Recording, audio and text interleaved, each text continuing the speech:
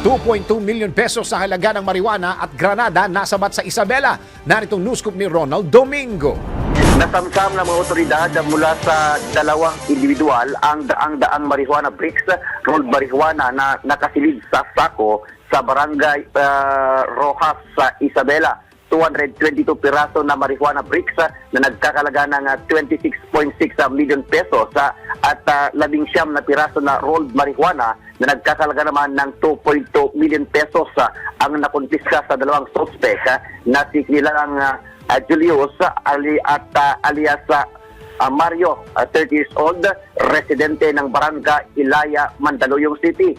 Ayon sa ulat, habang kasalukuyang ipinapatupad ng kapulisan ng Rojas ang Comelec checkpoint sa Barangay Nuesa, dumaan ang isang rumaragasang itim na SUV at sinubukang iwasan at takasan ang nasabing checkpoint kung saan nabangga pa dito sa patrungkar ng kapulisan.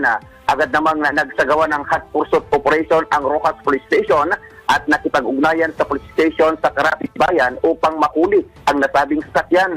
Makalipas ang mahigit 2 oras na habulan, tagumpay na na-corner ng mga kapulisan ang tumataas na sasakyan sa Barangay Sentro, Manlig, Isabela na nagresulta sa pagkadakip ng dalawang suspect at pagkasamsam ng mga nabanggit na kontrabando. Samantala, ang mga nadakip na suspect at mga nakumpiskang mga ebidensya ay sa kustodya ngayon ng Rojas Police Station para sa dokumentasyon at pagsasampa ng kaukulang kaso laban sa mga dalawang individual.